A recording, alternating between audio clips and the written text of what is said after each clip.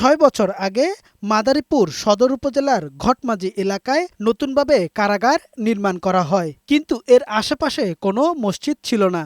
কারাগারের ব্যারাকের একটি কক্ষে নামাজ আদায় করতেন কর্মকর্তা কর্মচারীরা। কারাগারে বন্দীদের সাথে দেখা করতে আসা স্বজনদের নামাজ পড়তে সমস্যা হতো। মুসল্লিদের নামাজ পড়ার সমস্যার কারণে সরকারি অনুদান না থাকাতেও বর্তমান জেল সুপার তুইন কান্তি খান নতুন একটি মসজিদ নির্মাণের উদ্যোগ নেন। পরে বিভিন্ন জনের কাছ থেকে টাকা সংগ্রহ করে ৫ মাসের প্রচেষ্টায় নির্মাণ করেন মাদারীপুর কারাগার জামে মসজিদ। ব্যয় হয় ৩৫ লাখ টাকা। এতে খুশি এলাকাবাসী এবং বন্দীদের স্বজনরা। মসজিদে একসঙ্গে ২ শতাধিক মুসল্লি নামাজ আদায় করতে পারছেন। এই মসজিদটা যে উনি বানাইছেন খুব কষ্ট করছে, বিভিন্ন জায়গা থেকে বিভিন্ন মানুষের কাছ থেকে বর্তমান লোক থেকে সহায়তা চাই না পরে এই মসজিদটা করছে।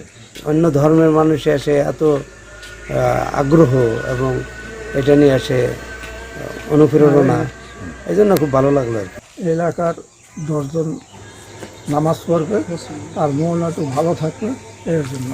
ভিন্ন ধর্মের লোকেও আমাদের জন্য মসজিদের জন্য যে আপ্রাণ চেষ্টা করেছে, দিনে রাইতে স্যারে এখানে আসতেন এবং আমাদের কাজে সহযোগিতা, আমাদের স্টাফ যারা আছে তারা বিশ্রাম না নিয়ে আমরা এই মসজিদে সবাই কাজ করছি। এখানে সুবেদার জেলার সুপার স্যার সহ আমরা নির্মাণের শ্রমিকের মতো কাজ করছি। মুসল্লিদের কষ্ট লাঘবে মসজিদটি নির্মাণের উদ্যোগ নেওয়া হয়েছে বলে জানান এই জেল সুপার। এখানে যারা দর্শনার্থী আসতো বা এখানকার যারা কর্মরত কর্মচারী ছিলেন তারাও নামাজ আদায় করতে সমস্যা হতো, যার প্রেক্ষিতে আমি যোগদান করার পরবর্তীতে ভাবলাম যে এখানে একটা মসজিদ করা যায় কিনা, আর এবং যারা কর্মচারী কর্মরত ছিল তারাও আমাকে একটা আবেদন করলো যে স্যার এখানে একটা মসজিদ নির্মাণ করলে আমরা নামাজ আদায় করতে পারতাম।